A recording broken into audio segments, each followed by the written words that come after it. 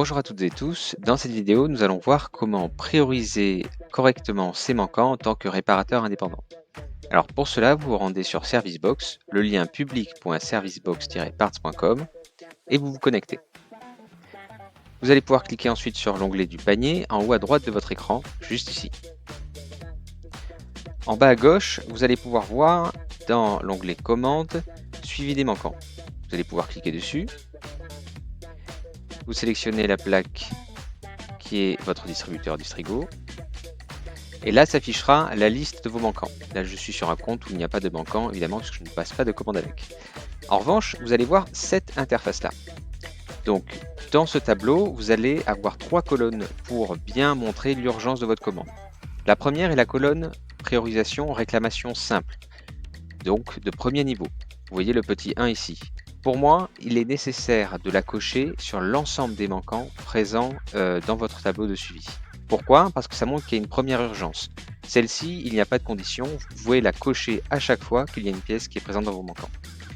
Cela va nous envoyer une demande et en tant que réparateur indépendant, le call center, lui, avec l'équipe de l'administration des ventes, va pouvoir déclarer l'avis auprès de l'usine.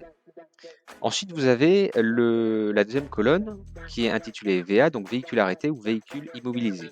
Si vous avez un véhicule qui ne peut plus rouler et qui est immobilisé en atelier, il faut absolument faire cette demande. Donc là, vous voyez, c'est la petite case en 2, donc véhicule arrêté. Là, on va avoir votre demande avec le numéro de châssis qui est renseigné pour pouvoir faire la déclaration. En revanche, depuis peu, l'usine a changé les règles des déclarations de véhicules immobilisés et nous demande beaucoup plus d'informations. Sur votre interface, ces informations ne vous sont pas demandées. C'est pour ça que régulièrement, quand vous faites votre avis simple ou votre déclaration de véhicule arrêté immobilisé, eh bien on vous renvoie un mail pour savoir s'il y a une priorisation à faire ou nous communiquer tout simplement les informations qui nous manquent pour nous, à l'administration des ventes, faire correctement la déclaration. C'est pour ça qu'on vous a proposé directement sur le site de Distrigo Bordeaux, donc ça ne concerne que les réparateurs rattachés à Distrigo Bordeaux, un formulaire où vous pouvez faire directement votre demande. Donc, quand vous êtes sur distrigobordeaux.fr, dans la partie Vos contacts, demande de priorisation VI. Ici, vous allez retrouver l'ensemble des informations qui nous sont demandées par l'usine pour déclarer votre véhicule immobilisé.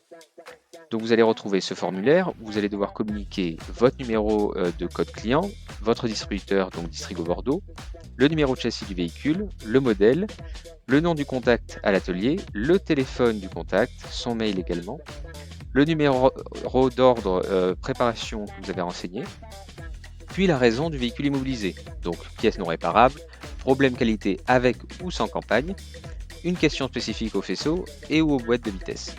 La raison du véhicule immobilisé, là vous pouvez renseigner en champ libre en fait la raison pourquoi ce véhicule est arrêté.